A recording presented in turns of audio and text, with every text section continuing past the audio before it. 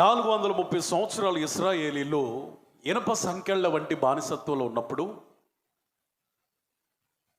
ఆ సంకెళ్ళ మధ్యలో ఇశ్రాయేలీలందరూ కూడా ప్రార్థన చేస్తున్నారు. ప్రభువా,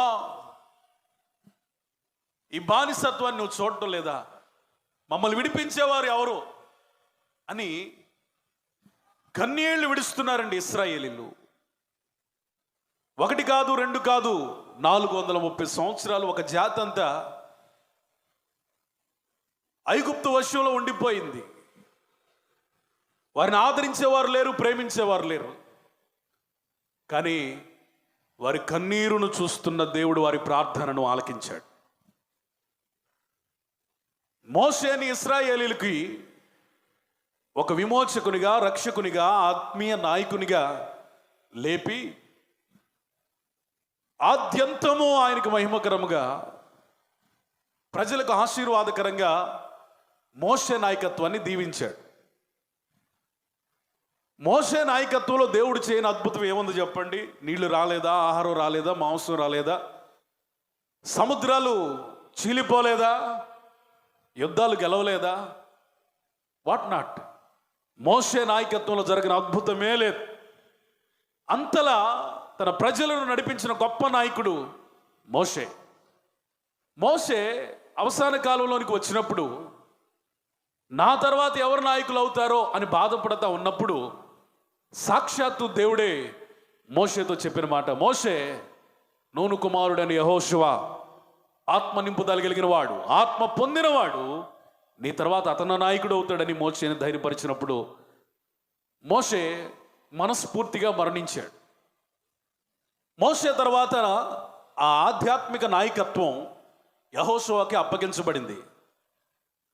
మోషే ఎంతటి గొప్పవాడు, యెహోషువ అంతటి గొప్పవాడు అనడంలో ఎటువంటి సందేహం లేదు.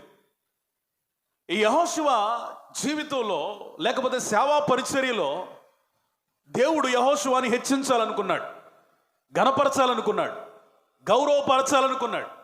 ఎలా గౌరవపరచాలనుకున్నాడంటే, మోషేని ప్రజలు ఎలా గౌరవించారో యెహోషువను కూడా ప్రజలు అలా గౌరవించేలా చేద్దాం అనుకున్నాడు. మోషే ద్వారా ఇన్ని అద్భుతాలైతే చేశాడో యెహోషువ ద్వారా కూడా అలాంటి అద్భుతాలే చేయదలుచుకున్నాడు.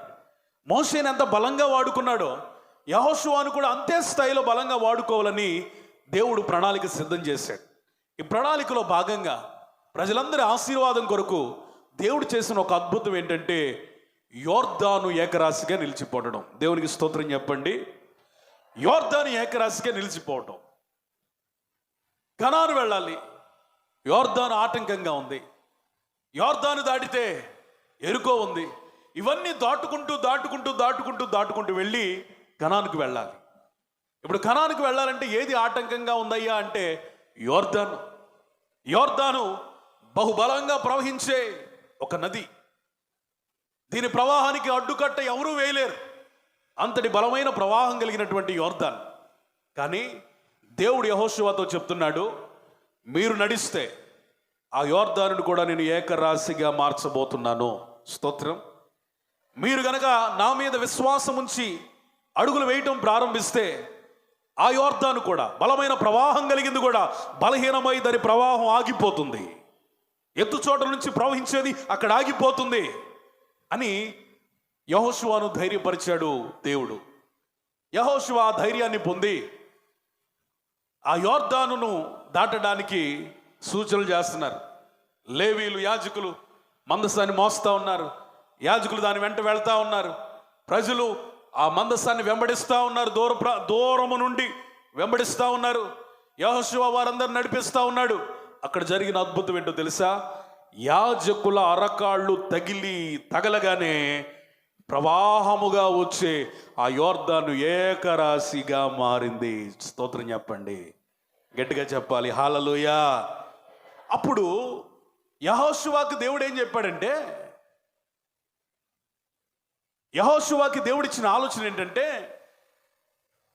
ఏ ప్రాంతంలోనైతే యాజకులు అరకాలు మోపారో, మందస్సుతో నడిచారో, ఆ యోర్దాను నడిమిన అంటే మధ్యన నడిచినటువంటి ఆ ప్రాంతంలో 12 రాళ్ళు తీయాలి.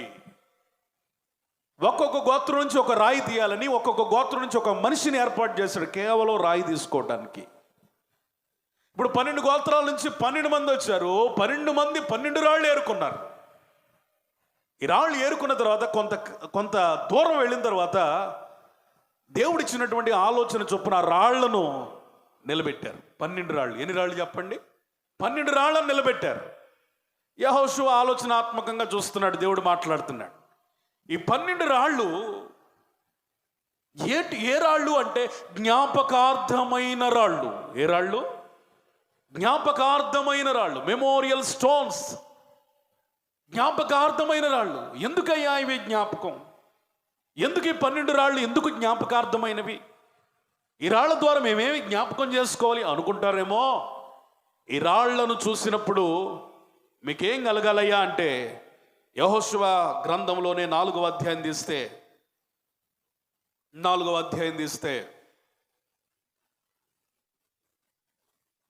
20వ వచనం, వారు యొర్దానులో నుండి తెచ్చిన 12 రాళ్లను యెహోవా గిల్గాల్లో నిలవబెట్టించి ఇశ్రాయేలీయులతో ఇట్లనెను, రాబో కాలమున మీ సంతతి వారి రాళ్ళు ఎందుకని తమ తండ్రులను అడుగుదురు కదా, అప్పుడు మీరు చెప్పాలి, ఇశ్రాయేలీయులు ఆరిన నేల మీద యొర్దానును దాటిరి.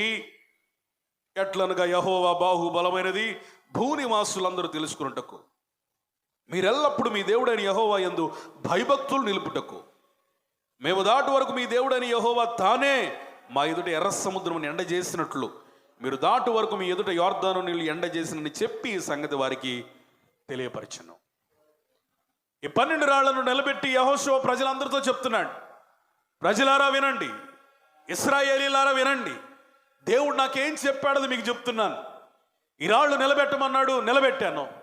ఈ రాళ్లకు ఉన్న ఉద్దేశం, అర్థం, ఈ రాళ్ళు ఎందుకు నిలబెట్టాము, దాని యొక్క సారాంశం ఏంటయ్యా అంటే ఈ 12 రాళ్ళు దేవునికి జ్ఞాపకార్థమైన రాళ్ళు.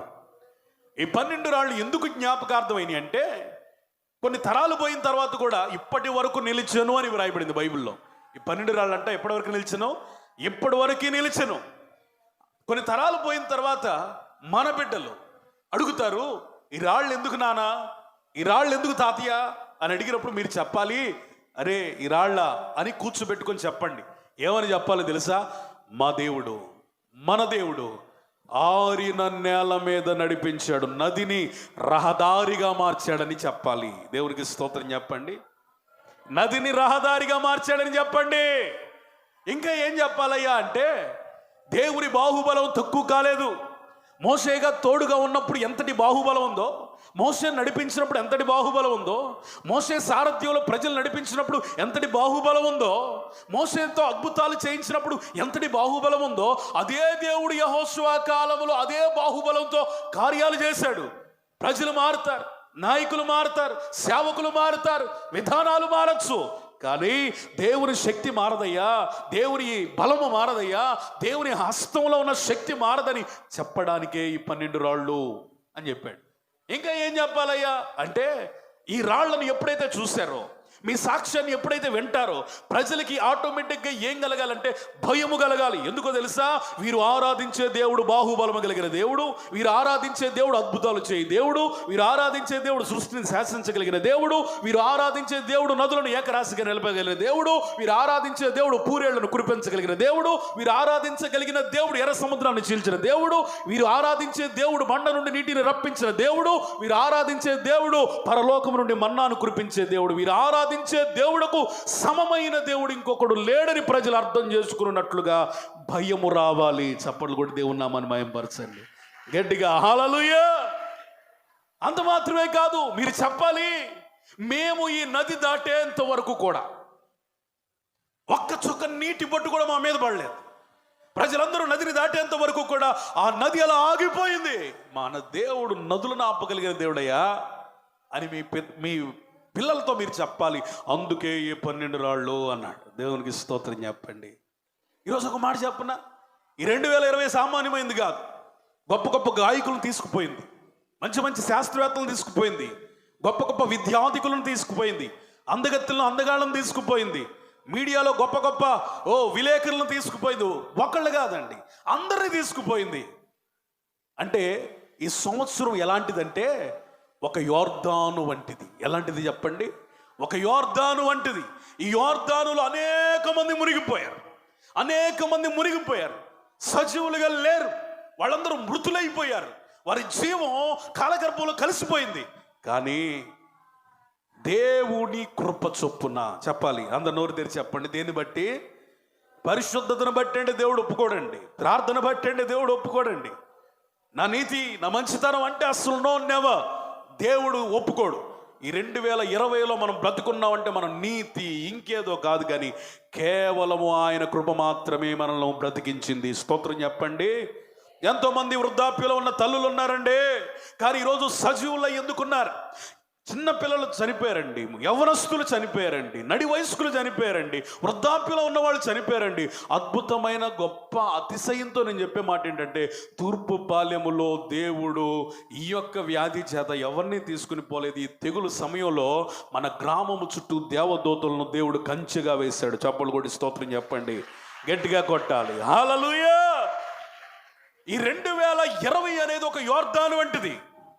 2020 మాత్రమే కాదు, 2019 కూడా, 2018 కూడా, 2017 కూడా, మనం ఎన్ని సంవత్సరాలు అయితే దాటొచ్చామో అవన్నీ కూడా యోర్దాను లాంటివే, అవన్నీ కూడా ఎర్ర సముద్రం వంటివే, అవన్నీ కూడా కఠినమైన మారా అనుభవాలే, అవన్నీ కూడా దిక్కు తోచనిటువంటి అరణ్యపు అనుభవాలే. ఇవన్నీ మనం దాటొచ్చాము అంటే మనమేమై ఉండాలంటే దేవునికి సాక్షార్థమైన వ్యక్తులుగా ఉండాలి. స్తోత్రం. దేవునికి జ్ఞాపకార్థమైన రాళ్లుగా ఉండాలి. వాళ్ళు గోత్రానికి ఒకటి చొప్పున 12 రాళ్ళు పేర్చారు. ఈరోజు నేను ఒక మాట చెప్తాను, మనిషికి ఒకటి చొప్పున మనమే సజీవమైన రాళ్లమై నిలవబడి అనేకులకు సాక్ష్యాన్ని పంచాలి. మనం నిలబడి సాక్ష్యం చెప్తా ఉంటే మన దేవుని గొప్పతనం ప్రజల్లో మండాలి. మన సాక్ష్యాన్ని బట్టి ప్రజలు దేవుని యందు భయభక్తులు నిలపాలి. మనం ఏ పరిస్థితుల్లో నుంచి వచ్చామో ప్రజలు గ్రహించి అదే దేవుని వైపు చూడగలగాలి. దేవునికి స్తోత్రం చెప్పండి.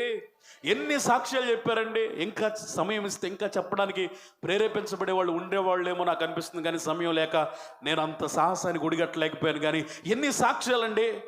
కనీసం సరి అయిన ఇల్లు లేని ఒక సహోదరి కుటుంబానికి మంచి ఇల్లునిచ్చాడే, సరైన తిండి లేని ఒక సహోదరునికి వాహనం ఇచ్చాడే, మంచి కుటుంబం ఇచ్చాడే, చక్కటి ఆహారం ఇచ్చాడే.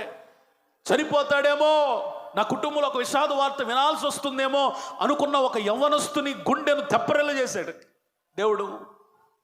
నా సహోదరునికి ఏమైనా అయిపోతుందేమోనని భయం ఆవరించిన సహోదరిలో ఎంత ఆనందం నింపాడండి. తన కుటుంబాన్ని, ఒక తల్లి జీవితంలో ఎంత కాచి కాపాడాడండి. నా జీవితంలో కూడా ఎంత అద్భుతం చేశాడండి.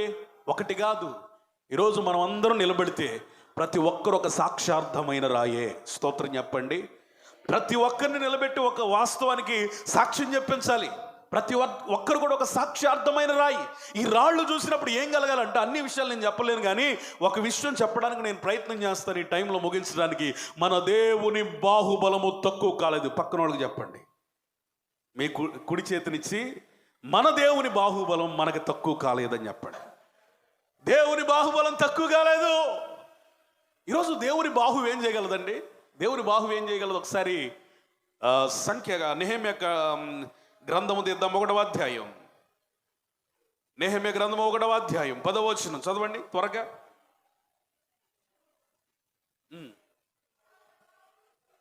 మహాప్రభావమును చూపి బాహుబలము చేత విడిపించిన నీ దాసుడగు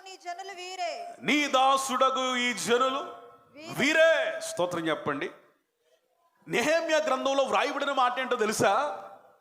ప్రభువా, వీళ్ళెవరో తెలుసా? నీ బాహుబలము చేత విడిపించబడిన ప్రజలు. ఎవరు చెప్పండి? దేవుని బాహుబలము చేత విడిపించబడిన ప్రజలు. మీకు ఒక మాట చెప్పనా?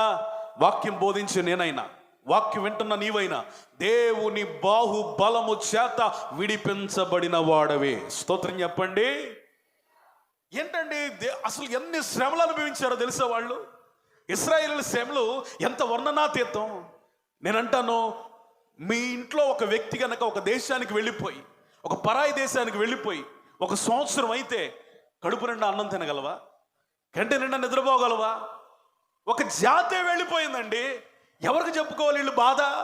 ఎవరికి చెప్తే ఎవరు తీరుస్తారు? ఎవరికి పక్కనోడికి చెప్పుకుంటే ఆడికి అదే బాధ, వాడికి ఒకటి చెప్తే వాడికి 2 బాధ. వీళ్ళు చెప్పుకుంది ఒకరికేనండి. ఏ మనిషికి మొర పెట్టలేదు. ఆ మనుషుల మొర వినగలిగిన దేవాతి దేవునికి ప్రార్థన చేశారు. స్తోత్రం చెప్పండి. ఈరోజు నీ జీవితంలో 2020లో నిన్ను విడిపించిన దేవుడు, కొన్ని సంవత్సరాల క్రితం పాపపు శాపంలో ఉన్నప్పుడు విడిపించిన దేవుడు ఆయన. మనం ధైర్యంగా చెప్పాల్సిన మాట ఏంటంటే, నేను దేవుని చేత విడిపించబడిన వాడిని, నేను దేవుని రక్తము చేత విమోచించబడిన వాడిని.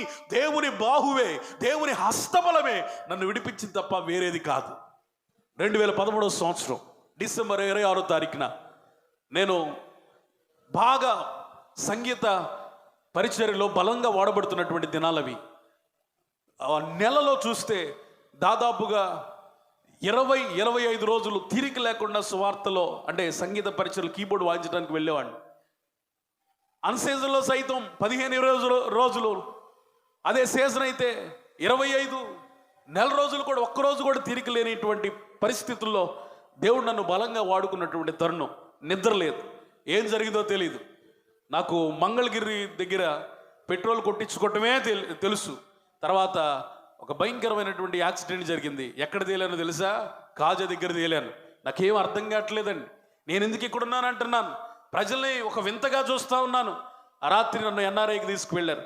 వారు చెప్పిన మాట ఏంటంటే, ఇక్కడ కాదండి, లలిత సూపర్ స్పెషాలిటీ హాస్పిటల్కి తీసుకెళ్ళండి అని చెప్పారు. ఆ రాత్రి నాతో పాటు కీబోర్డ్ ప్యాడ్ ప్లే చేయడానికి వచ్చినటువంటి బ్రదర్ ఆమోస్ గారు ఇప్పుడు సేవ చేస్తున్నారు, మన దగ్గరికి కూడా ఒకసారి వచ్చారు. వారింటికి తీసుకెళ్ళిపోయారు. ఒక ప్రథమ చికిత్స చేయించి ఆ తర్వాత మా నాన్నకి ఫోన్ చేశాడు. బావగారు ఏం లేదులే కానీ అబ్బాయికి చిన్న గాయం తగిలింది, మీరు త్వరగా రండి అంటే మా నాన్న హుటాహుట్టిన వచ్చాడు. వచ్చి ఇంటికి తీసుకెళ్ళిపోయి లలిత సూపర్ స్పెషాలిటీ హాస్పిటల్కి తీసుకెళ్ళిపోయాడు. అక్కడికి వెళితే వారు చెప్పిన మాట ఏంటో తెలుసా? చాలా మీరు త్వరగా తీసుకొచ్చారు, కొంచెం లేట్ అయితే ఇబ్బంది అయిపోయింది అన్నారు. తలకి ఆ హెల్మెట్ ఉంది, దేవుని కృప ఒకటి. హెల్మెట్ ఉండటం వల్ల, ఆ హెల్మెట్ ఉన్నా కానీ తలంతా ఒక నాదుగా, ఈ పెదవంతా పగిలిపోయి ఇంత లావు వాసి రెండుగా చీలిపోయి వాళ్ళు అనుకుంటున్నారు ఈ పెదవి సెట్ అవ్వదండి, మనం కుట్లు వేయాల్సిందే, అది కుట్లు వేసినట్టుగానే కనబడిద్ది, కష్టం అన్నారు. అద్భుతం జరిగిందండి తెలుసా? ఒకే 5 రోజులు, ఇవే సీజన్లో డిసెంబర్ 20వ తారీఖున 5 రోజులు లేదా 4 రోజులు అనుకుంటా, ఈ 4 రోజుల్లోనే దేవుడు ఏం చేశాడంటే నా తలకున్న నొప్పిని పోగొట్టాడు. కుట్లేస్తేనే కవర్ అవుతుందో లేదో అని చెప్పుకున్నారు. అసలు దేవుడు కుట్లేయకుండానే మానిపించాడు. 31వ తారీఖు రాత్రి నేను కీబోర్డు కూర్చొని కాదండి, నిలబడి ప్లే చేశాను. దేవుని అనేక మందిలో ఆరాధించాను. ప్రతి ఒక్కరు అనుకున్నారు, ఈ అబ్బాయి హాస్పిటల్ నుంచి వచ్చాడా, ఈ అబ్బాయి ఏంటి ఇలా పాడుతున్నాడు, ఈ అబ్బాయి ఇలా ఆరాధన చేస్తున్నాడు ఏంటి, తలకి గాయం తగిలిన వాళ్ళు గట్టిగా మాట్లాడకూడదు కదా, గట్టిగా పాడకూడదు కదా. ఆ పాస్టమ్ గారు కూడా అంటుంది, అయ్యా మనోహరు కూర్చోయ్యా, పెద్దగా పాడగాకయ్యా, ఎందుకయ్యా నించుంటావు, కూర్చోయ్యా అన్నారు. కానీ నాకు తెలుసు దేవుడు తన హస్త బలము చేత నన్ను విడిపించాడు. దేవునికి స్తోత్రం చెప్పండి. హల్లెలూయా. నా జీవితం నాకు ఇప్పటికీ ఆశ్చర్యమే. 2013లో చనిపోతే నేను ఎక్కడికి వెళ్ళిపోయేవాడినో, నేను ఎవరికి పనికొచ్చేవాడిని కాదు, నా గమ్యం ఎక్కడుండేదో, నా స్థితిగతులు ఏమైపోయాయో, అసలు చరిత్రలో నా పేజీ చిరిగిపోయేది. కానీ దేవుడు నన్ను బ్రతికించి అనేక మందికి, నా కుటుంబానికి మాత్రమే కాదు కానీ అనేక మందికి దీవెనకరంగా ఉండి, అల్పుండండి ఏం చూసి ఇచ్చాడు ఈ మహిమ కలిగిన పరిచర్య, అల్పుండండి ఏం చూసి మిమ్మల్ని నాకు అప్పగించాడు, ఈ మహిమ కలిగిన పరిచర్య ఎందుకు ఇచ్చాడు, ఈ యొక్క సుందరమైన ఆలయానికి ఒక కాపరిగా ఎందుకు దేవుడు నన్ను ఉంచాడు? కేవలం ఆయన కృప, కేవలం ఆయన హస్తమే నన్ను విడిపించింది. దేవునికి స్తోత్రం చెప్పండి. చీకటి వలయాలు నన్ను చుట్టుకొనగా, శత్రువు శోధనలు నన్ను వెంటాడగా, చీకటి వలయాలు నన్ను చుట్టుకొనగా, శత్రువు శోధనలు నన్ను వెంటాడగా, నీ వాక్యమే నీ హస్తమే నన్ను విడిపించెను, నీ వాక్యమే నన్ను నడిపించెను, నీ హస్తమే నన్ను విడిపించెను, ఈ నామస్మరణయే. పాడదామా? నీ దివ్య తేజమే నా బ్రతుకులో దీపమో, నీ నామ ఘనతనే చాటుచు బ్రతుకంత కొనసాగేదా, నీ నామ ఘనతనే చాటుచు బ్రతుకంత కొనసాగేదా. యేసయ్యా నా యేసయ్యా, యేసయ్యా నా యేసయ్యా. హల్లెలూయా. దేవుని హస్తమే. ఈరోజు మైక్ నా చేతిలో ఉంది కాబట్టి నేను సాక్ష్యం చెప్తున్నాను. మైక్ మీకే కనిపిస్తే ఎంతమంది దేవుని హస్తాల ద్వారా రక్షించబడ్డారండి. తల్లిగారు చెప్పారు, సహోదరి నీలిమ గారు, ఎంతో భయంకరమైన యాక్సిడెంట్. అసలు ఆ సహోదరి బ్రతికి బట్టగట్టగలిగిందంటే, ఈ రోజున సాక్ష్యంలో ఆమె నిలబడిందంటే కేవలం ఆయన కృప అండి. ఎంతో భయంకరం. న్యూస్ పేపర్లో కూడా పడింది. ఇవన్నీ ఎందుకు చెప్తున్నాను? ఆనంద్ చెప్పాడు, తన తండ్రికి అయ్యింది సాధారణమైనదిగా, అందులో మిగిలిన 5 ఉన్నారు, వాళ్ళకేం అవ్వలేదు. దేవుని హస్తం ఆకాశంలో ఉన్నా, దేవుని హస్తం పాతాళంలో ఉన్నా, దేవుని హస్తం సముద్రపు అగాధములలో ఉన్న రక్షించగలిగిన హస్తము. దేవునికి స్తోత్రం చెప్పండి. ఆయన హస్తము ఉండబట్టే ఈ 2020లో మనం చూస్తున్నాం. ఈ 2020లో సంతోషించగలుగుతున్నాం, ఆయన స్తుతించగలుగుతున్నాం.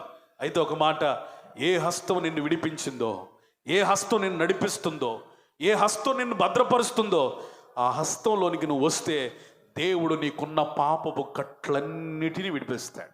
ఒక దినాన్ని తన శిష్యులతో అంటున్నాడు, మీ ఎదురున్న గ్రామానికి వెళ్ళండి, అక్కడ కట్టబడిన ఒక గాడిద ఉంది, అది నాకు కావలసి ఉన్నది. అక్కడ ఎవరైనా విప్పుతా ఉన్నప్పుడు అడుగుతారే, ఎందుకు విప్పుతున్నావు అంటారు, ప్రభువు నాకు కావలసి ఉంది అని చెప్పండి, వాళ్ళే వదిలేస్తారు అన్నప్పుడు శిష్యులు అక్కడికి వెళ్ళారండి. అది విప్పుతా ఉన్నారు. ఎవరు ఎన్నడూ ఎక్కని గాడిద, ఎవరిని మోయని గాడిద, ఎవరి పనిలో వాడబడని గాడిద, అది బంధించబడింది, పనికి రాకుండా ఉంది, నిష్ప్రయోజనంగా ఉంది. అలాంటి గాడిదను విప్పుతా ఉన్నాడే. ఎవరు మీరు అన్నారు. ఇలా రయా ప్రభువుకి కావాలన్నారు. అంతే. It's belongs to God. వదిలిపెట్టేశారు. దేవుడు తన హస్తంలోనికి అది వచ్చిన తర్వాత ఏమైందో తెలుసా? అది ఎవరికి పనికి రాలేదండి, ఎప్పటికీ బంధించబడి ఉండేదండి. కానీ దేవుడు తన హస్తబలం చేత దాన్ని విడిపించడాన్ని బట్టి యెరూషలేము వీధులలో దేవునిని గణపరిచే సాధనమయ్యింది. దేవునికి స్తోత్రం చెప్పండి. ఈ 2020లో కానీ గత కాలంలో కానీ దేని చేత బంధించబడ్డావు? ఏ పాపం నిన్ను బంధించింది? ఏ బలహీనత నిన్ను బంధించింది? ఏది దేవుని కొరకు వాడబడకుండా నిన్ను బంధించిన కట్టులాగా మారింది?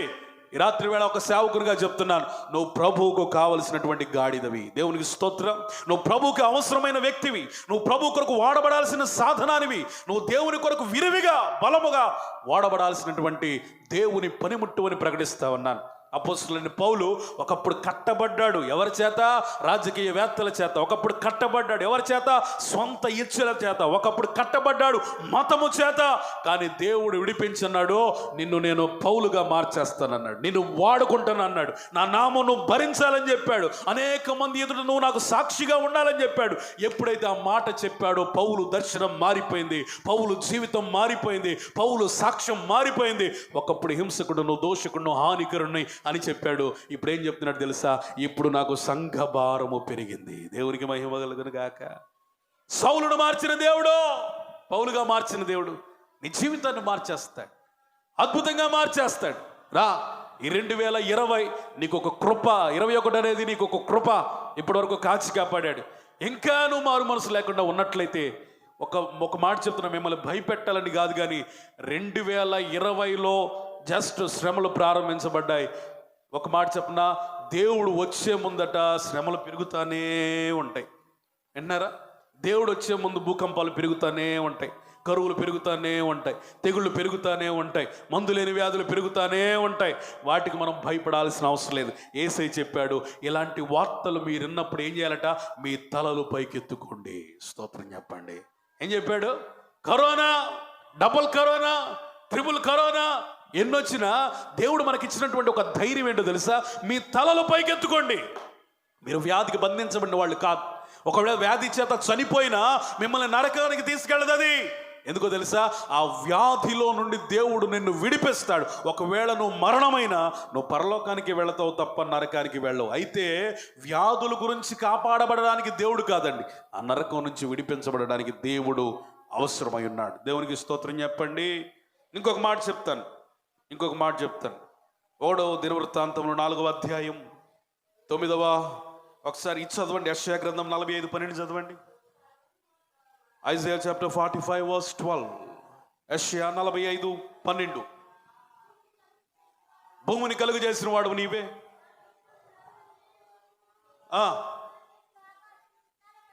ఆకాశము విశాలపరచెను, చాలు. ఆకాశమును దేవుడట తన హస్త బలము చేత ఏం చేశాడట? విశాలపరచెను. ఆకాశమును విశాలపరిచినటువంటి దేవుని హస్తం. ఇశ్రాయేలీలతో ఈ 12 రాళ్ళు చెప్తున్నటువంటి ఉపదేశం ఏంటో తెలుసా? దేవుని హస్త బలము తగ్గలేదు. ఈ హస్త బలము నిన్ను విడిపిస్తుంది. ఈ హస్త బలం నిన్నేం చేస్తుందో తెలుసా? విస్తరింపజేస్తుంది. దేవునికి స్తోత్రం చెప్పండి బుజ్జి. దేవునికి స్తోత్రం చెప్పండి. హల్లెలూయా. ఈ 2020లో నీ కుటుంబం విస్తరించబడును గాక. గట్టిగా చెప్పాలి. ఆశీర్వాదం వచ్చినప్పుడు గట్టిగా చెప్పండి. ఈ 2020లో నీ కుటుంబం విస్తరించబడును గాక, నీ వ్యాపారం విస్తరించబడును గాక, నీ పాడి పంటలు విస్తరించబడును గాక, మరి ముఖ్యంగా నీ రక్షణ అనుభవం విస్తరించును గాక. ఈ సంఘ సరిహద్దులు యేసు నామములో విశాలపరచబడును గాక. మన దేవుని హస్తం ఎలాంటిదో తెలుసా? ప్రతి రాత్రి నువ్వు ఆకాశంలో నక్షత్రాలు చూస్తున్నావు, ప్రతి పగటి దినాన సూర్యుని చూస్తున్నావు, ప్రతి రాత్రి వేళ చంద్రుని చూస్తున్నావు. శాస్త్రవేత్తలు అయితే ఆ గ్రహం ఈ గ్రహం అని రోజుకొక గ్రహం నక్షత్రాన్ని కనిపెడతా ఉన్నారు. కానీ ఇవన్నీ చూడడానికి కొన్ని కోట్ల వ్యయపరుస్తున్నారు, కొన్ని సంవత్సరాలు ప్రయాసపడుతున్నారు. కానీ దేవుడు ఒకే ఒక దినం తన హస్తంతో ఏం చేశాడు తెలుసా? ఆకాశాన్ని ఇలా అన్నాడు. అవేమైపోయింది తెలుసా? విశాలపరచబడ్డాయి. స్తోత్రం. సూర్యుడు కలుగుగాక, వెలుగు కలుగుగాక అన్నాడు, అంతే, వెలుగు కలిగిపోయింది. చిన్న జ్యోతులు కలుగునుగాక అన్నాడు, కలిగిపోయింది. ఇవన్నీ కూడా దేవుని హస్తబలం చేత కలిగినాయి. ఈరోజు ఒక మాట చెప్తున్నా. ఆకాశాన్ని విశాలపరిచిన దేవుడు నిన్ను కూడా ఈ 2020లో విశాలపరుద్దాం అనుకున్నాడు. స్తోత్రం. Are you ready?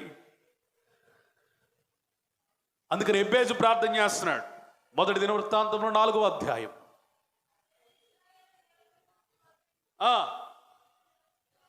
ఒక మైక్ అక్కడ పెట్టండి, ఒక మైక్ ఇక్కడ పెట్టుకోండి. నీ చేయి నాకు తోడుగా ఉండ దయచేసిన నాకు కీడు రాకుండా దానిలో నుండి నన్ను తప్పించుము అని ప్రార్థింపగా దేవుడు అతని మనవి చేసిన దానిని అతనికి దయచేసెను. స్తోత్రం చెప్పండి. ఎబ్బేజు చేస్తున్న ప్రార్థన ఏంటో తెలుసా? ప్రభువా, ప్రార్థన అంతా వివరించడానికి సమయం చాలదు కానీ ఒక్క మాట చెప్తా. ప్రభువా, నీ చెయ్యి నాకు తోడుండ దయచేయి. ఏమన్నాడు? నువ్వు తోడుగా ఉంటే చాలంట్లా, నీ చెయ్యి తోడుగా ఉంటే చాలు, నేను దీవించబడతాను. ఎబ్బేజు అంటే వేదన, కుటుంబంలో వేదన, జీవితంలో వేదన, ఉద్యోగంలో వేదన, వ్యాపారంలో వేదన, పొలం పంటలో వేదన, రోగాలతో వేదన, చదువుల్లో వేదన. పలానోడా అంటే వాడి జీవితమే వేదన. ఈ వేదన పుత్రుడి ప్రార్థన చేస్తున్నాను. ప్రార్థన ఏంటంటే, ప్రభువా, నేను ఎక్కడికి వెళ్ళినా వైఫల్యమే, ఓటమే. వేదన పుత్రుడిగా పిలిపించుకుంటున్నాను. నా పేరు ఎగోని. వేదన. ప్రజలు నాకు పెట్టిన పేరు ఇది. ప్రభు, నా పేరు మార్చుకోవాలనుకుంటున్నాను. అయితే నువ్వు ఒక్కడి చెయ్యి, నీ హస్తమును నాకు తోడుగా ఉంచు. Praise the Lord. మనం ప్రయాణం చేసినప్పుడు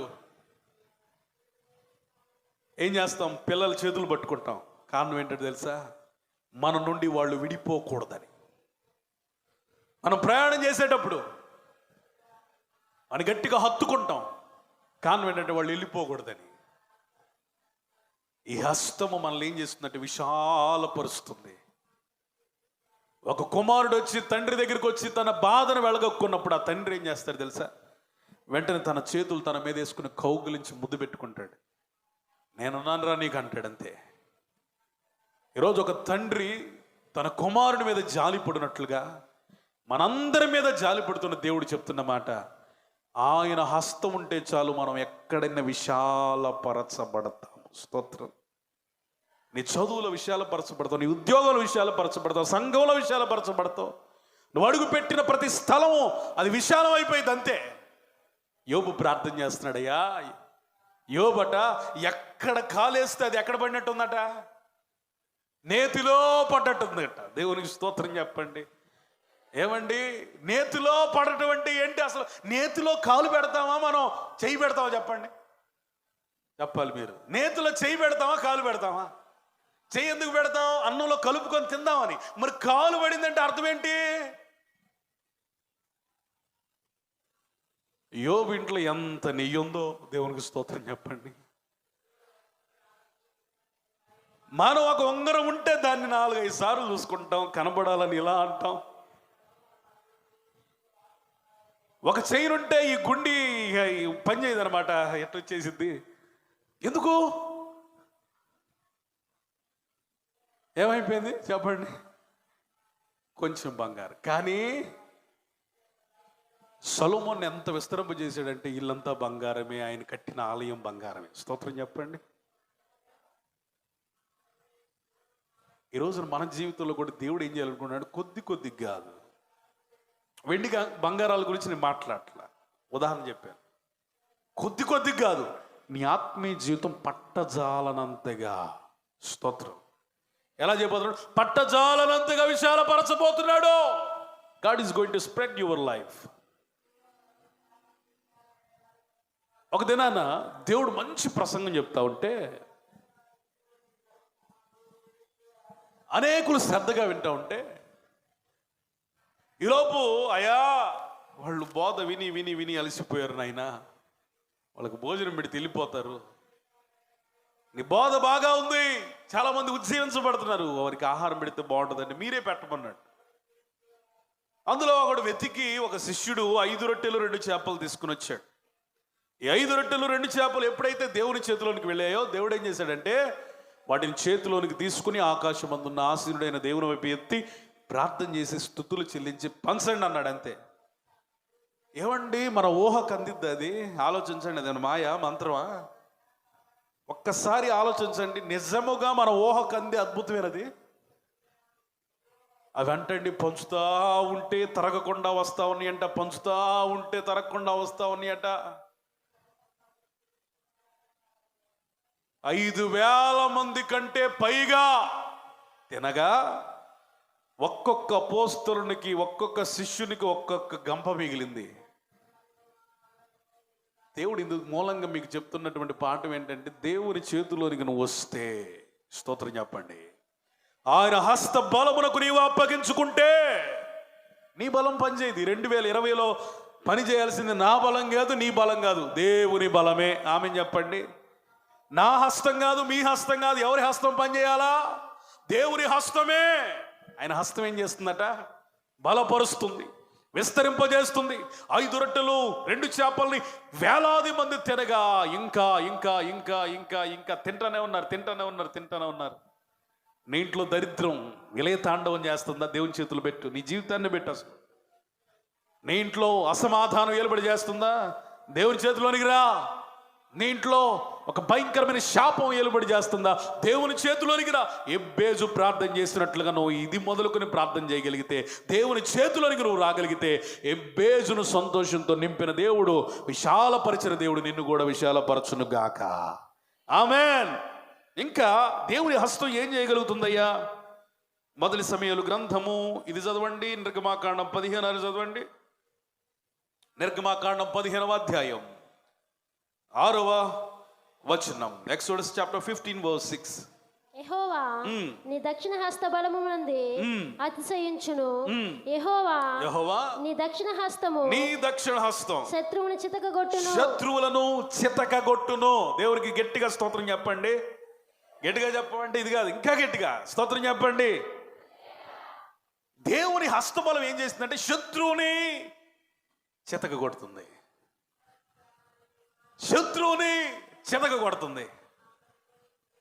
ఈరోజు మనకి ఎన్నో శత్రువులు ఉన్నాయి. ఏ ఏ పరిస్థితులు శత్రువులుగా ఉన్నాయో మన బలం చాలటల్లా. మనం వాటిని జయిద్దాం అనుకున్నాం, జయించలేకపోతున్నాం. పోరాడదాం అనుకున్నాం, పోరాడలేకపోతున్నాం. ఓడిద్దాం అనుకున్నాం, ఓడించలేకపోతున్నాం. శత్రువులు ఇక బ్యాలెన్స్ మిగిలిపోయే ఉన్నారు ఈ 2020లో కూడా. నీకే శత్రువు మిగిలిపోయింది? రాత్రి దేవుడు నీకు ఈ 2020లో చేస్తున్న వాగ్దానం, 2021కి ఇస్తున్న వాగ్దానం అనుకో. నీ శత్రువులను దేవుడు చితక కొట్టబోతున్నాడు. దేవునికి స్తోత్రం చెప్పండి. నీ శత్రువులను దేవుడు చితక కొట్టబోతున్నాడు. దేవుని వాక్యం సెలవిస్తుంది. శరీరం గురించి అపోస్తలుడైన పౌలు రాస్తున్నాడు, నేను ఏదైతే చేయాలనుకున్నాను చేయలేకపోతున్నాను, ఏదైతే చేయకూడదు అనుకున్నాను అదే చేస్తున్నాను, ఏదైతే చేయకూడదు అనుకున్నాను అది చేస్తున్నాను, ఏదైతే చేయాలనుకున్నాను అది చేయట్లా. ఏంటా అని తీవ్రంగా నేను ప్రార్థన చేసి ఆ దేవుని స్వరాన్ని విన్నప్పుడు దేవుని వాక్యం చెబుతుంది, అంటే పౌలు ఎలా చెప్తే ఎలా ఉంటుందని. దేవుడు అంటున్నాడు, నీలో ఒక పాప నియమం ఉంది. ఏముందట? పాప నియమం. అందుకే నువ్వు చేయాలనుకున్న మంచి చేయలేకపోతున్నావు ఈ 2020లో. అందుకే నువ్వు ఎన్నో మంచి కార్యాలు చేద్దాం అనుకున్నావు కానీ చేయలేవు. కొన్ని మాటని మానుకుందాం అనుకున్నావు కానీ మానుకోలేకపోయావు. ఎందుకు ఈ 2020లో నువ్వు చేయాలనుకున్న మంచి చేయలేకపోయావు? చేయకూడదు, నిరోధించుకుందాం అనుకున్నటువంటి ఆ పాపం, ఆ తప్పిదం, ఆ శపితమైన అనుభవం తిరిగి వెళ్ళిపోయింది. ఒకటే, నీలో పాప నియమం కంటిన్యూగా అలా ఎలుబడి చేస్తూ ఉంది. మనం ఏం చేసిన ఈ పాప నియమం బోధండి. పౌలు గారు అంటున్నారు, ఇంతమందికి బోధించిన తర్వాత నేనే భ్రష్టుని అయిపోతానేమోనని నా శరీరమును నలగగొట్టుకుని లోబరుచుకుంటున్నాను. దేవునికి స్తోత్రం చెప్పండి. ఏం చేయాలట? శరీరాన్ని నలగగొట్టుకొని లోబరుచుకుంటున్నాడట. ఇప్పుడు ఒక మాట, దేవుని హస్తంలోకి నువ్వు వస్తే ఆయన నీ శరీరాన్ని చితక కొడతాడు. దేవునికి స్తోత్రం చెప్పండి. నీ శరీర కోరికలను చితక కొడతాడు, నీ పాప వాంఛలను చితక కొడతాడు. నువ్వేదైతే చేయాలనుకున్నావో ఆ తప్పులన్నింటినీ చితక కొట్టి పరిశుద్ధునిగా మార్చేస్తాడు. ఒక దైవజనుడు అన్నాడు, ప్రార్థనలో అలిసిపోయి ప్రార్థించి ప్రార్థించి ప్రార్థించి ప్రార్థించి అలిసిపోయినటువంటి దేహాల్లోనట పరిశుద్ధాత్ముడు నివసిస్తాడు. ఎవరు నివసిస్తారు? పరిశుద్ధాత్ముడు నివసిస్తాడు. 24 గంటలు పడుకుంటే ఆ దేహంలో ఎవరు నివసిస్తారు? మీరే చెప్పండి. దెయ్యమే, సోపరిపోతు ఆత్మ. ఎప్పుడు చూసినా తింటున్నావు అనుకో, నీ శరీరంలో ఎవరు నివసిస్తారు? దెయ్యమే. ఎప్పుడు చూసినా పాపపు వాంఛలతో నింపబడితే నీ శరీరంలో అపవాదే ఉంటాడు. కానీ నువ్వు ప్రార్థన చేస్తూ ఉన్నప్పుడు, వాక్యం చదువుతూ ఉన్నప్పుడు నీ శరీరాన్ని ఏం చేస్తాడంటే దేవుడు లోపరుచుకోవటం ప్రారంభిస్తాడు. నీ శరీరము ఆత్మకు లోబడడం ప్రారంభించబడుతుంది. నీ శరీరం అనబడిన శత్రువు నీకై నువ్వు లోపరుచుకోలేవు. నీ సొంత బలం చేత నువ్వు లోపరుచుకోలేవు. నువ్వు దేనినో చేసి ఏదో ప్రాక్టీస్ చేసి నువ్వు లోపరుచుకోలేవు. కేవలం ప్రభువా నీ చేతిలో రొట్టెని నేను అయ్యానే పాఠం చూసారా? నీ చేతిలో నేను రొట్టెని ఆయన, నన్ను విరువయ్యా. నువ్వు ఎలా విరవాలనుకుంటే అలా విరువయ్యా. నాకే నేను విరవబడలేను, నాకు ఇష్టం లేదు. నువ్వు విరిస్తే నేను కాదనలేను, నువ్వు విరిస్తే నేను ఆశీర్వదించబడతాను. దేవునికి స్తోత్రం చెప్పండి. విరవబడిన రొట్టెలు అనేక వేల మంది ఆహారాన్ని తీర్చగలిగాయి. ఈ రాత్రి నీ దేహము, నీ జీవితము విరగగొట్టబడి సున్నాగా మారకపోతే ఎవరికి దీవెనగా ఉండలేవు. నేను ఈ వాక్యం ప్రిపేర్ అవుతా ఉన్నప్పుడు ఇలా చెప్తున్నానని చిట్టి ఏమనుకోవద్దు. ఈ వాక్యం నేను ప్రిపేర్ అవుతా ఉన్నప్పుడు చిట్టి కెమెరా సెట్ చేస్తున్నాడు, అది ఇది చేస్తున్నాడు. మంచి తలాంతులు కలిగినోడే, కానీ తనకున్నటువంటి స్వభావం విరగగొట్టబడడం, నలగగొట్టబడడం ఇష్టం లేని మనస్తత్వం. శరీరం నలగకుండా విరగకుండా ఉండాలి. ఎవరు తనని ఆజ్ఞాపించకూడదు, ఎవరి కింద ఉండకూడదు. ఆ చిట్టిని చూస్తున్నప్పుడు దేవుడు నాకు ఇచ్చిన ఆలోచన ఏంటంటే, చిట్టి దీవించబడాలంటే నలగగొట్టబడాలి, విరగగొట్టబడాలి. చిట్టియే కాదండి, ఆ స్థానంలో నేనైనా నువ్వైనా ఒక వ్యక్తి ఇతరులకు ప్రయోజనకరమైన పాత్రగా వాడబడాలంటే విరగగొట్టబడాలంతే. ఈరోజు నువ్వు విరగగొట్టబడకుండా, సున్నాగా మారకుండా, నలగగొట్టబడకుండా ఆశీర్వదించబడలేవు. ఎన్నో శత్రువులు, యాకోబు జీవితంలో ఎన్నో శత్రువులు. తన జీవితమే ఒక శత్రువుగా మారిపోయింది. తన కోరికలే శత్రువుగా మారిపోయింది. తన శరీరమే శత్రువు అయిపోయింది. తన ఆశలే శత్రువు అయిపోయింది. తను కలిగిన ప్రతిదీ కూడా శత్రువు అయిపోయింది. అందుకే ఆయన ఆ శత్రువు ఏం చేస్తుందంటే ఒకనొక స్థలానికి వచ్చిన తర్వాత వెళ్ళనీది, అది బంధించేస్తుంది. అప్పుడు నిజమైన ప్రార్థన మొదలు పెడతా ఉన్నాడు. అయ్యా, నువ్వు నన్ను దీవించే వరకు నేను వదిలిపెట్టను, నన్ను ఆశీర్వదించే వరకు నేను వదిలిపెట్టను. ఏమయ్యా, నీకు ఇన్ని పశువులు ఉన్నాయి, ఆశీర్వదించబడలేదన్నో. ఎంతమంది భార్యలు ఉన్నారు? నో. ఎంతమంది పరివారు ఉన్నారు? నో. 2 గుంపులు అయ్యావు కదా? నో. అన్నీ సంపాదించాను కానీ నా శరీరం నలగగొట్టుకునే అనుభవాన్ని నేను సంపాదించుకోలేదయ్యా, నేను మోసగాడిని అని ఎప్పుడైతే దేవుని సన్నిధిలో ఆయన పాదాలను పట్టుకొని పెనుగులాడి ఎంతగా నిలిపోయాడో తెలుసా? దేవుడు ఆ తొడగూటి మీద కొట్టేంత వరకు పెరుగులాడుతూనే ఉన్నాడు. దేవునికి స్తోత్రం చెప్పండి. ఎప్పుడు వరకు? తొడగూటి మీద దేవుడు ఒక వ్యక్తిని కొట్టడం ఏంటండి? తప్పు చేస్తే కొడతాడు దేవుడు, మొత్తుతాడు. ప్రార్థన చేస్తా ఉంటే, పోరాడుతుంటే ఎందుకు కొట్టాడో తెలుసా? దేవుని విడిచిపెట్టనంత గట్టిగా పట్టుకున్నాడు. తెల్లవారుతుంది, నేను వెళ్ళాలన్నా కానీ వదలటలేదు. దేవుడు ఒకటే నిర్ణయం తీసుకున్నాడు. యాకోబు ఇశ్రాయేలుగా మారాలంటే, ఈ మోసగాడు అనేకులకు దీవెనగా ఉండాలంటే ఇతని బలము బలహీనమైపోవాలి. దేవునికి స్తోత్రం చెప్పండి. If you want to be blessed to nations, others, నువ్వు సున్నా అయిపోవాలి, నలగగొట్టబడాలి, విరగగొట్టబడాలి. నీ పాపస్థితిని ఒప్పుకోవాలి, నలిగిపోవాలి. విరిగి నలిగిన హృదయమే ఆయనకి ఇష్టమైన బలి. గట్టిగా స్తోత్రం చెప్పండి. యేసయ్య దగ్గరికి వచ్చింది ఒక ఆవిడ. ప్రజలందరూ కూడా ఈమె పాపాత్మురాలని తెలియదా? పాపాత్మురాలు కదా, పాదాలు పట్టుకుంటూ ఊరుకున్నాడేంటి? వారి అంతరంగాలు ఎరిగిన దేవుడు అవన్నీ వింటున్నాడు. వారి చూపులు, విషపు చూపులన్నీ చూస్తుంది. ఈ పాపాత్మురాలైన స్త్రీ ఎవరేమనుకుంటా నాకెందుకు అని తన దగ్గర ఉన్న విలువైన అత్తరు సీసాను పగలగొట్టింది. పగిలిపోయింది అత్తరు సీసా కాదు, తన జీవితం ఆ రోజు పగిలిపోయింది. స్తోత్రం చెప్పండి. పగిలిపోయింది అత్తరు కాదండి, తన నటన జీవితం.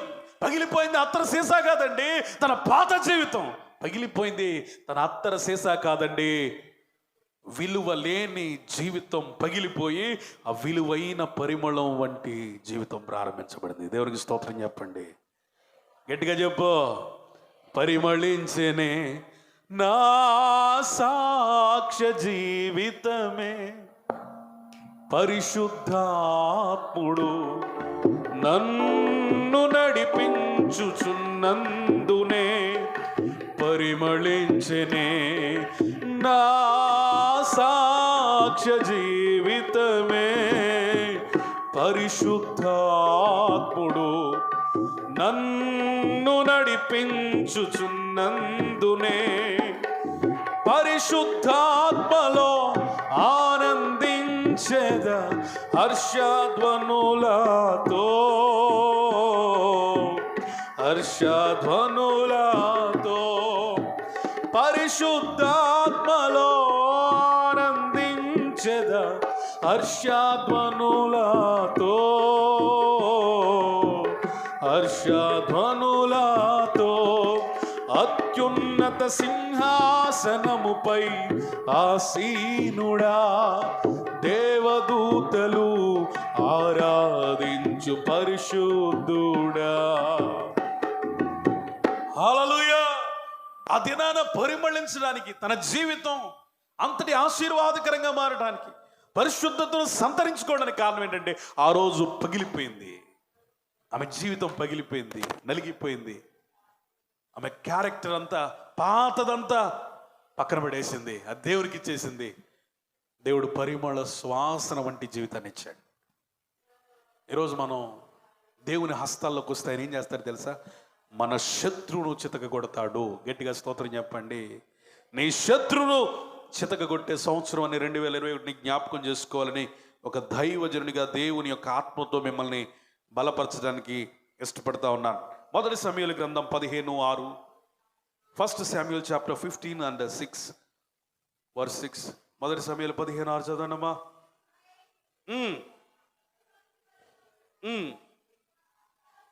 కనుక అమాలేకీయులతో కూడా నేను మిమ్మల్ని నాశనము చేయకుండానట్లు మీరు వారిలో నుండి బయలుదేరిపోవుడని కేనీయులకు వర్తమానం పంపగా కేనీయులు అమాలేకీయుల నుండి వెళ్ళిపోయిరి. మొదటి సమయాలు 15:6. దేవునికి స్తోత్రం చెప్పండి. హల్లెలూయా. ఇందులో మనం చూస్తే దేవుని యొక్క మందస్సం పట్టబడిందండి. దేవుని మందస్సం పట్టబడిపోయింది. ఆ ఎక్రోను దగ్గరకు తీసుకొని వచ్చారు. యుద్ధం ఏదో గెలుస్తుంది అనుకున్నారు. యుద్ధం ఓడిపోయింది, అనేక మంది చనిపోయారు. ఫిలిస్తీన్లు ఆ మందస్సాన్ని తీసుకుని వెళ్ళిపోయారు. ఫిలిస్తీన్లు ఆ మందస్సాన్ని తీసుకువెళ్ళిన దగ్గర నుంచి జరుగుతున్నటువంటి పరిణామాలు, పరిస్థితులు ఏంటంటే, ఆ మందస్సు ఏ స్థలంలో ఉంటే అక్కడ దేవుడు వారిని మొత్తుతున్నాడు. దేవుని హస్తం అట ఫిలిస్తీన్ల మీదకి వచ్చేస్తుందట, ఆ జనాంగం మీదకి వచ్చేస్తుందట. ఎవరైతే ఆ మందస్సాన్ని తీసుకొని వస్తున్నారో వాళ్ళని మొత్తుతా ఉందట, ఆ ప్రాంతాన్ని మొత్తుతా ఉందట. ఈ మొత్తబడుతున్న జనులు, బ్రతికున్న వాళ్ళు మిగిలిన చూసే ఈ మందస్సం వచ్చిన దగ్గర నుంచే మన జీవితాల్లో మరణం, రోగం, ఈ గడ్డలు, ఈ పరిస్థితి అని, అమ్మో దేవుని హస్తం మా మీదకి వచ్చేస్తుంది, మొత్తుతుందని ఆకాశానికి మిన్నంటేటువంటి ఆర్తనాదాలు చేస్తున్నారట. మన దేవుని హస్తం మొత్తే హస్తం. ఏంటి చెప్పండి? మొత్తే హస్తం. ఎవరిని పడితే వాళ్ళని మొత్తదు. కొంతమందిని ముడుతుంది, కొంతమందిని మొత్తుతుంది. దీవించబడడానికి ఇష్టపడిన వారు, దేవునికి ఇష్టమైన బ్రతుకు బ్రతికిన వారిని మొడతాడు. దేవుని సన్నిధి అయిన మందస్సాన్ని దొంగిలించే వారిని ఏం చేస్తాడు? మొత్తుతాడు. మందస్సం దేవుని సన్నిధికి గుర్తు, దేవుని వాక్యానికి గుర్తు, దేవుని నడిపింపుకు గుర్తు. That is a symbol of God's presence. ఈ మందస్సం దేవుని సన్నిధికి గుర్తుగా ఉంటే మందస్సాన్ని శత్రువులు ఏం తీసుకెళ్ళి అపహరించారు. ఈరోజు దేవుని సన్నిధిని నీలో నుండి అపహరించే దేనినైనా దేవుడు మొత్తుతాడు. ఇంకా మీకు అర్థం కావడం కోసం చెప్తాను. దేవుని సన్నిధి అంటే ప్రార్థనా సమయం. ఏ సమయం? ప్రార్థనా సమయం. ఎన్నో వాక్యాలు వింటున్నావు, ఎన్నో ఉపదేశాలు వింటున్నావు, ప్రార్థించాలని కూడా నీకు తెలుసు. కానీ 2020లో మనం అందరం కూడా ప్రశ్నించుకోవాల్సినటువంటి ఒక ప్రశ్న, మనం 2020లో ఎన్ని ఉదయకాలాలు లేసాము, ఎంతసేపు ప్రార్థన చేశాం, అసలు దేవుని సన్నిధిని ప్రార్థనా సమయంలో, ప్రార్థనా స్థలంలో అనుభవించినటువంటి గడియలంతా. కొంతమందికి ఈ సన్నిధిని, ఈ ప్రార్థన అనే అనుభవం అనే సన్నిధిని నిద్ర దొంగిలించేసింది, నిద్ర అపహరించేసింది. కొంతమందిని ఈ ప్రార్థన అనే సన్నిధిని అనుభవించే ఈ సన్నిధిని మనుషులు దొంగిలించేశారు, కొన్ని పనులు దొంగిలించేశాయి. దావీదు అంటున్నాడు, యెరూషలేమా నిన్ను మరచినచో నా కుడి చెయ్యి నేర్పు మరచును గాక అన్నాడు. What a challenging prayer. కుడి చేత్తో యుద్ధాలు చేశాడు, సితారా వాయించగలడు, పరిపాలన దక్షత కలిగిన వాడు. కుడి చెయ్యి లేకపోతే ఏ మనిషికి విలువ లేదు. అందుకని ఎవడైనా బాగా ఒక వ్యక్తికి సహకరిస్తుంటే ఆ వ్యక్తికి పెట్టే పేరు వీడు రైట్ హ్యాండరా అంటారు. కుడి చేయి లేకపోతే ఏమీ లేదు, కానీ కుడి చేయి లేకపోయినా పర్వాలేదు. ఒకవేళ నీ సన్నిధిని మరిస్తే, ప్రార్థనను మరిస్తే, వాక్యాన్ని మరిస్తే, నీ ఆలయాన్ని మరిస్తే, నా కుడి చేయిలో ఉన్న నేర్పు పోవునుగాక అన్నాడు. అంటే దావీదుకున్న కాన్ఫిడెన్స్ ఏంటో తెలుసా? నేను నిత్యము దేవుని సన్నిధిని అనుభవిస్తాను. దేవుని సన్నిధిని అనుభవించడానికి ఆటంకంగా ఉండే ఏది నా జీవితంలో నేను అనుమతించను. 2021లోకి వెళుతున్న సంఘమా, బిడలారా, మీరు తీసుకోవాల్సినటువంటి నిర్ణయం, ఈ 2020లో నువ్వు ప్రార్థన చేయడానికి ఏది ఆటంకంగా ఉంది? నీ ప్రార్థనా సమయాన్ని దొంగిలించింది ఏది? ఒకవేళ మనుషులే కావచ్చు. దేవుడు మనుషులందరికీ దూరంగా వెళ్ళి ప్రార్థన చేసినటువంటి అనుభవంలో ఉన్నాడు. దేవునికి స్తోత్రం చెప్పండి. హల్లెలూయా. ఈ వాక్యాన్ని జాగ్రత్తగా వినాలి మీరు. మీ జీవితాల్ని ఒక పునః ప్రతిష్టలోనికి నడిపించే సందేశం. ఈ 2020లో నీ ప్రార్థనా సమయాన్ని ఎవరు దొంగిలించారో నాకు తెలియదు. ఈరోజు మనుషులు దేనికి ఇష్టపడుతున్నారంటే ఆ ఇంటికి పోయి కుసేపు, ఈ ఇంటికి పోయి కుసేపు, వాళ్ళతో కొంచెంసేపు, వీళ్ళతో కొంచెంసేపు మాట్లాడడానికి ఇష్టపడుతున్నారు. కానీ దేవుని సన్నిధిలో కొన్ని నిమిషాలు ప్రార్థించలేని భయంకరమైన బహుఘోరమైన పరిస్థితిలో ఉన్నారు. అంటే నీ ప్రార్థనా సమయాన్ని మనుషులు దొంగిలిస్తున్నారు. నీ ప్రార్థనా సమయాన్ని మనుషులకు అమ్మేస్తున్నావు. ఈ సంవత్సరం అయిన ఈ నూతన సంవత్సరం ఒక తీర్మానంలోనికి రా. ప్రభువా, నా సమయం, నా ప్రార్థనా సమయం, నీ సన్నిధి అనబడిన ప్రార్థనా సమయాన్ని ఏ మనిషి దొంగిలించకుండా కాపాడు నాయనా. స్తోత్రం చెప్పండి. అనేక మంది దేవుని వెంట పరిగెడుతున్నారంట. ఈ పరిగెట్టే వాళ్ళల్లో రొట్టెల కోసం కొంతమంది, అద్భుతాల కొరకు కొంతమంది, వాక్యం వినడానికి కొంతమంది పరిగెడతా ఉంటే యేసయ్య వారిని విడిచి పరిగెడుతున్నాడు. శిష్యులు అంటున్నారు, అయ్యా నీలాంటి ఫాలోయింగ్ మాకుంటే మేము అట్లా ఆగిపోయేవాళ్ళం, వాళ్ళకి ప్రార్థన చేసేవాళ్ళం, యేసునామములో పో అని గద్దించేవాళ్ళం.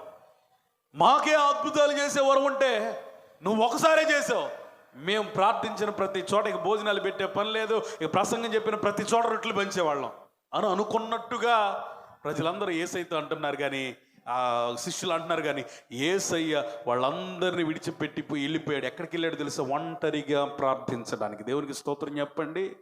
యేసయ్య దృష్టిలో ప్రజలకు పరిచర్య చేయడం కాదు ముఖ్యమైనది. యేసయ్య దృష్టిలో ప్రజలకు రొట్టెలు పంచడం కాదు. యేసయ్య దృష్టిలో ప్రజలకి క్లోజ్గా ఉండటం కాదు. యేసయ్య దృష్టిలో నిజమైన పరిచర్య ఏంటో తెలుసా? దేవునికి సమీపముగా ఉండుట. స్తోత్రం చెప్పండి.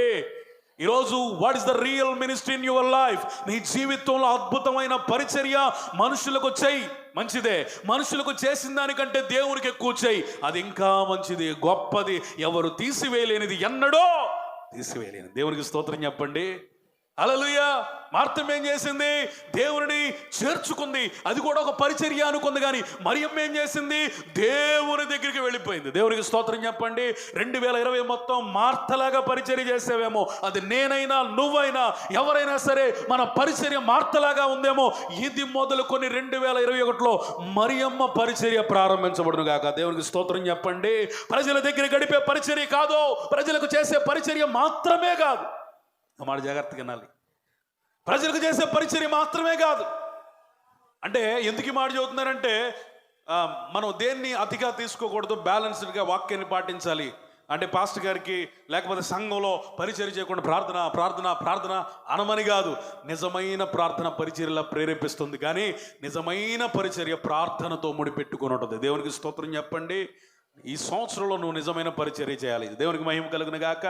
ఏం చేయాలి? మనం దేవునికి అందుబాటులోకి వెళ్ళాలి. నీ ప్రార్థనను దొంగిలిస్తున్న మనుషులు మంచోళ్లే, కానీ వాళ్ళని ఎలా వాడుకోవాలో లేకపోతే వాళ్ళతో ఎలా ఉండాలో అలా ఉంటే మంచిది. కానీ ఆ మనుషులతో ఎక్కువ సమయం గడిపితే దేవునితో ఎక్కువ గడపలేవు. దేవునికి స్తోత్రం చెప్పండి. దేవునితో ఎక్కువ గడిపితే దేవుని ప్రభావం నీలోకి వస్తుంది. మనుషులతో ఎక్కువ గడిపితే మనుషుల ప్రభావం నీలో ఎక్కువ వస్తుంది.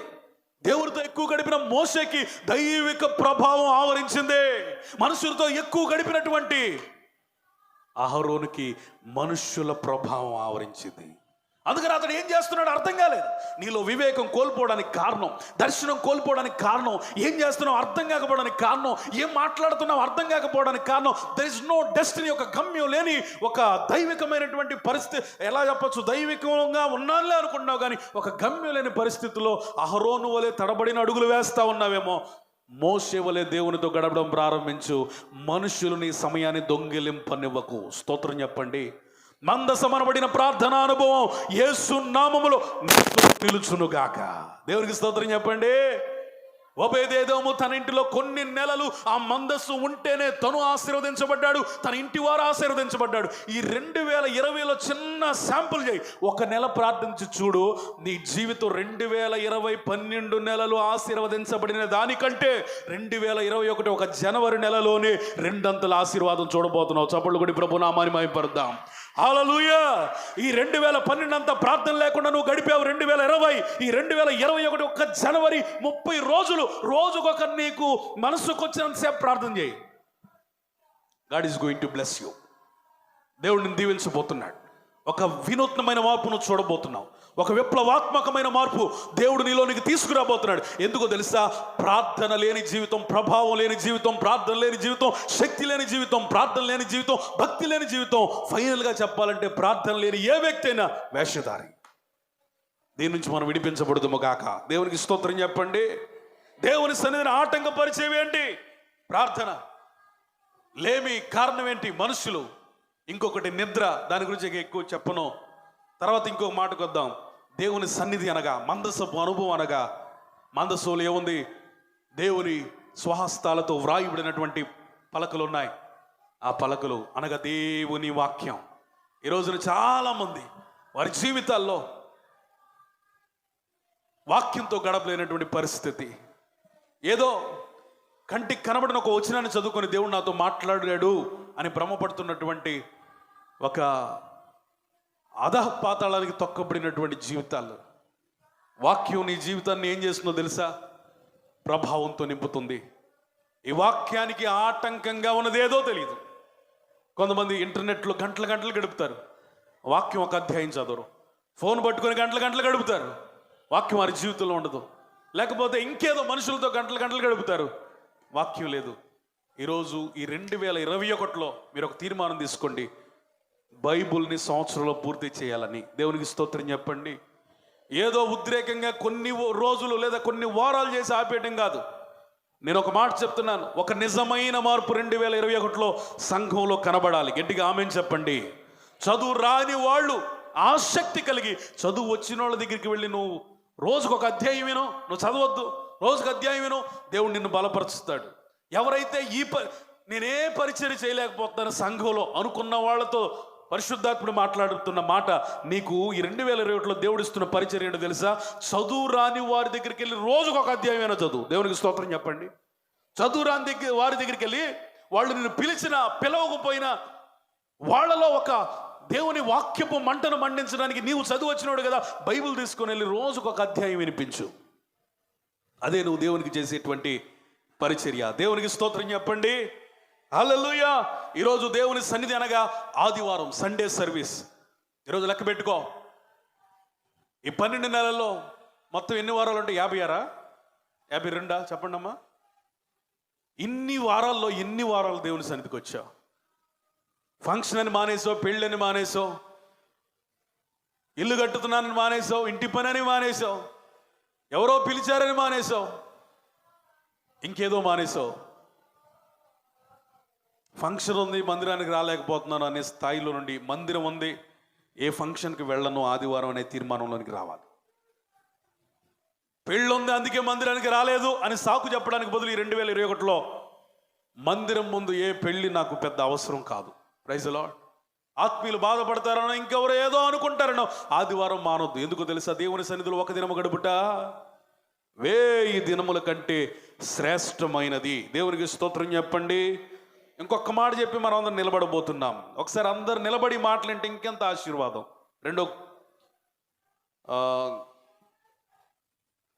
అందరు నిలబడండి. దేవునికి స్తోత్రం చెప్పండి. హల్లెలూయా. 2వ దినవృత్తాంతములు 30వ అధ్యాయం 12వ వచనం చదవండి. అందరు నిలబడాలి. 2వ దినవృత్తాంతంలో 30వ అధ్యాయం 12వ వచనం. గట్టిగా చదువు, టైం అయిపోతుంది. మోషే గ్రంథంలో వ్రాయబడిన ప్రకారము జనుల కుటుంబముల విభాగము చొప్పున యెహోవాకు అర్పణగా ఇచ్చు దహన బలి పశుమాంసమును యాజకులు లేకపోతే ద్వితీయోపదేశకాండం 30:12 చదవండి. 2వ దినవృత్తాంతంలో 30:12 చదువు. 2వ దినవృత్తాంతంలో 30వ అధ్యాయం 12వ వచనం. యెహోవా ఆజ్ఞను బట్టి రాజును అధిపతులను చేసిన నిర్ణయమును నెరవేర్చినట్లు. చాలు. అసలు దాని ఉన్న సారాంశం ఏంటంటే, ఒకవేళ రిఫరెన్స్ ఏమన్నా రాంగ్ ఉండొచ్చు, లేకపోతే లోపలికి వెళ్తే మనకు ఆ మాట దొరకొచ్చు. కానీ దేవుని హస్తం అంట ఏక మనస్సును కలుగు చేస్తుందట. ఏ మనస్సును చెప్పండి? ఏక మనస్సును కలుగు చేస్తుంది. ఈరోజు కొన్ని కుటుంబాల్లో భార్యకు భర్తకు శృతి లేదు, అన్నదమ్ములకు ఏక మనస్సు లేదు, కొంతమందికి తోటి విశ్వాసితో ఏక మనస్సు లేదు, కొంతమందికి ఇంకెవరితోనూ ఏక మనసు లేదు. ఈరోజు దేవుని వాక్యం సెలవిస్తుంది, నీకు ఒక ధైర్యం ఇస్తుంది. దేవుని హస్తం నీ కుటుంబం మీదకి వచ్చినప్పుడు, నీ కుటుంబంలో 4 5 వారు ఏకతాటి మీదకి వస్తారు. దేవునికి స్తోత్రం చెప్పండి. దేవుని హస్తం భార్యాభర్తలైన మీ మీదకి వచ్చినప్పుడు భార్య చెప్పింది భర్త వినడం ప్రారంభిస్తాడు, భర్త చెప్పిన దానికి భార్య లోబడే మనసు వస్తుంది. ఎప్పుడు ఈ ఏక మనసు ఎప్పుడు వస్తుందో తెలుసా? దేవుని హస్తము మీ కుటుంబాల మీదకి వచ్చినప్పుడు. హల్లెలూయా. ఇప్పుడు వరకు సాతాను హస్తం ఉందేమో, అందుకని ఏక మనసు లేదు, అందుకే 2 మనసులు, 2 ధోరణులు, అందుకని విభజించేటువంటి పరిస్థితి. ఈరోజు నువ్వు నమ్ము, పరిశుద్ధాత్మ ప్రేరణతో చెప్తున్నాను, 2021లో నువ్వు 2020లో కోల్పోయిన ఏక మనసును ఈ నూతన సంవత్సరం దేవుడు ఇవ్వబోతున్నాడు. స్తోత్రం చెప్పండి. నీ కుటుంబాన్ని జతపరచబడిపోతున్నాడు, విడిగా ఉన్న వారిని దేవుడు కలపబోతున్నాడు, ఏక మనసు ఇవ్వబోతున్నాడు. సంఘంలో ఒక ఏక మనసు అనే అగ్నితో దేవుడు మండించబోతున్నాడు. ఆది అపోస్తుల కాలంలో ఏ విధంగా ఏక మనసుతో గొప్ప ఉజ్జీవమైన కార్యాలు చేశారో, ఏక మనసుతో దేవుని గొప్ప పరిచర్య చేశారో, 2021లో మన పరిచర్యలో అటువంటి కార్యములు జరుగునుగాక, దేవుడు ఇచ్చునుగాక, ఏక మనసు కలిగించునుగాక, కుటుంబంలో సమ్మతి కలిగిన హృదయం వచ్చునుగాక, భార్యాభర్తలకు ఏక మనసు వచ్చునుగాక, విశ్వాసులకు ఏక మనసు వచ్చునుగాక. అందరూ అలాగే 2 చేతులు పైకి స్తుతిద్దాం. కొన్ని నిమిషాలలో, కొన్ని సెకండ్లలో నూతన సంవత్సరాన్ని మనం ఎదుర్కొనబోతున్నాం. నూతన సంవత్సరంలోనికి అడుగు పెట్టబోతున్నాం. కొన్ని సెకండ్స్లోనే స్తుతించండి. నువ్వు ఎంత పెద్దగా స్తుతించగలుగుతావు అంత పెద్దగా స్తుతించు. ప్రభువా, ఈ 2020 ఎన్ని చేసావు ప్రభువా, ఎన్ని అపాయాలు, ఎన్ని ప్రమాదాలు, ఎన్ని రోగాలు, ఎన్ని తెగుళ్ళు, ఎన్ని ఇబ్బందులు, అయినా నన్ను ప్రేమించావు ప్రభువా. నేను మంచివాడిని కాదు నాయన, ఏది కారణం కాదు, కేవలం your grace, only your grace O Lord. కేవలం నీ కృపయ్యా, కేవలం నీ కృపయ్యా, కేవలం నీ కృపయ్యా. నీ కృప కృప కృప కృప కృప కృప కృప కృప కృప కృప కృప కృప కృప కృప కృప కృప కృప. స్తుతించాలి, స్తుతించాలి, స్తుతించాలి. Praise the lord, praise the lord, praise the lord. Hallelujah, hallelujah, hallelujah. స్తుతి స్తుతి స్తుతి. గొప్ప దేవానికి స్తుతి, మంచి దేవానికి స్తుతి, ఆశ్చర్యకరుడానికి స్తుతి, ఆలోచనకర్తానికి స్తుతి. అందరూ బిగ్గరగా చప్పట్లు కొట్టి ప్రభు నామాన్ని మహిమపడతాం. గట్టిగా కొట్టాలి, గట్టిగా కొట్టాలి. స్తోత్రం, స్తోత్రం, స్తోత్రం. నూతన సంవత్సరమును మనకు దయా కిరీటముగా అనుగ్రహించిన దేవునికి కొట్టు చప్పట్లు. Glory, glory, glory. కొట్టు. హల్లెలూయా, hallelujah, hallelujah, hallelujah. Amen, amen, amen, amen, amen, amen, amen, amen, amen, amen, amen, amen, amen, amen, amen.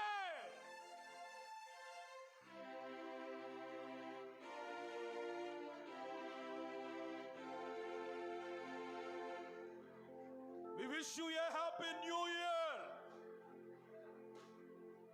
Wish you a happy new year. Amen. మీ పక్క వారికి షేక్ హ్యాండ్ ఇచ్చి హ్యాపీ న్యూ ఇయర్ చెప్పండి.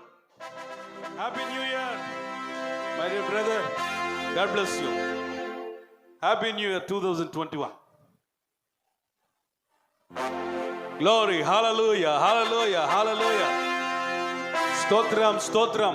మన మధ్యలో ఉన్న దైవజనురాలు 136వ కీర్తన చదవడానికి వారిని ఆహ్వానిస్తున్నాం. 136వ కీర్తన, 136వ కీర్తన చదువుదాం.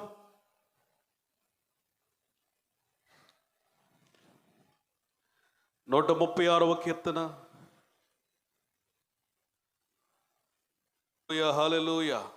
సంఘమంతా కూడా ఆయన కృప నిరంతరం ఉండును అని ప్రతి వచనానికి చూద్దాం.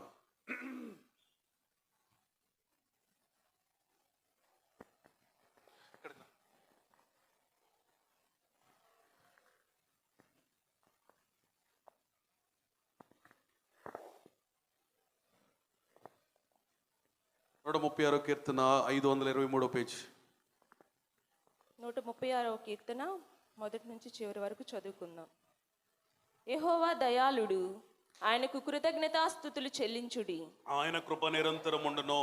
దేవదేవునికి కృతజ్ఞతాస్తుతులు చెల్లించుడి. ఆయన కృప నిరంతరం ఉండును. ప్రభువుల ప్రభువునకు కృతజ్ఞతాస్తుతులు చెల్లించుడి. ఆయన కృప నిరంతరం ఉండును. ఆయన ఒక్కడే మహాచర్య కార్యములు చేయువాడు. ఆయన కృప నిరంతరముండును. తన జ్ఞానము చేత ఆయన ఆకాశము కలుగు చేసెను. ఆయన కృప నిరంతరముండును. ఆయన భూమిని నీళ్ల మీద పరిచినవాడు.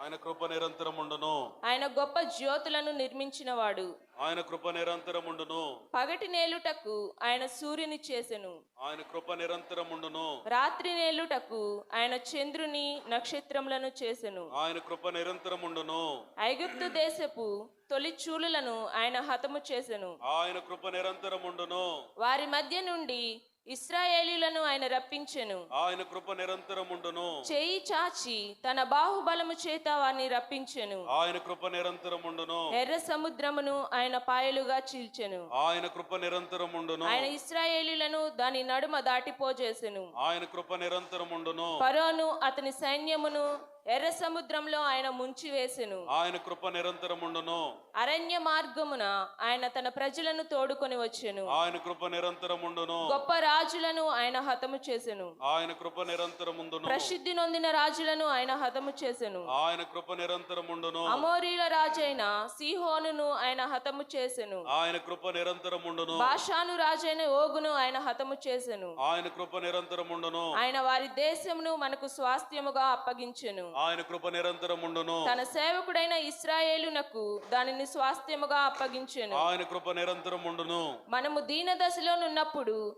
ఆయన మనలను జ్ఞాపకము చేసుకుని ఆయన కృప నిరంతరముండును. మన శత్రువుల చేతిలో నుండి మనలను విడిపించెను. ఆయన కృప నిరంతరముండును. సమస్త జీవులకును ఆయన ఆహారం ఇచ్చుచున్నాడు. ఆయన కృప నిరంతరముండును. ఆకాశమందుండు దేవునికి కృతజ్ఞతాస్తుతులు చెల్లించుడి. ఆయన కృప నిరంతరముండును. ఆయన కృప నిరంతరముండును. ఆయన కృప నిరంతరముండును. ఆమేన్. అందరం కూడా కూర్చుందాం. ప్రశాంతం కూర్చుందాం. Once again I wish you A happy new year. దేవుడి 2021లో మంచి ఆయుష్ని, ఆరోగ్యాన్ని, ఆశీర్వాదాన్ని, మరి ముఖ్యంగా ఆత్మీయతను మీ అందరికీ అనుగ్రహించాలని ఒక సంఘ కాపరిగా మీ అందరికీ కూడా ప్రేమపూర్వకంగా, హృదయపూర్వకంగా